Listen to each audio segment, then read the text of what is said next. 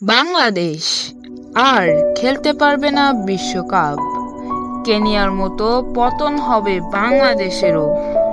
Stuart Law, বাংলাদেশের সাবেক coach, বলেন ৩৫ বছরেও উন্নতি হয়নি বাংলাদেশের। বাংলাদেশ একটু একটু করে হয়ে যাচ্ছে শেষ। হারলেও যেন এখন কিছুই হয় না বাংলাদেশের। অনেকে তো এখন বলছে বাংলাদেশ মায়ের দোয়া ক্রিকেট দলে পরিণত হয়েছে। বাংলাদেশ প্রথম বিশ্বকাপ খেলে ১৯৯৯ সালে। এরপর থেকে সবগুলো বিশ্বকাপ খেলে আসলেও নেই কোনো বড় অর্জন। সাম্প্রতিক সময়ে বাংলাদেশের অবস্থা খুবই শোচনীয়।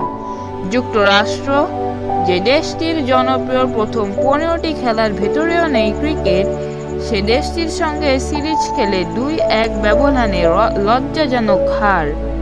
অন্যদিকে বাংলাদেশের ৫ নক্ষত্র তামিম, মুশফিক, মাহমুদুল্লাহ, সাকিব এবং মাশরাফি একে একে সকলে দিচ্ছে বিদায়।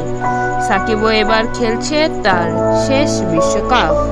এ অবস্থায় বাংলাদেশের অস্তিত্ব কি টিকিয়ে রাখতে পারবে তামিম, হৃদয়, শান্ত, শরীফুল, রিশাদরা?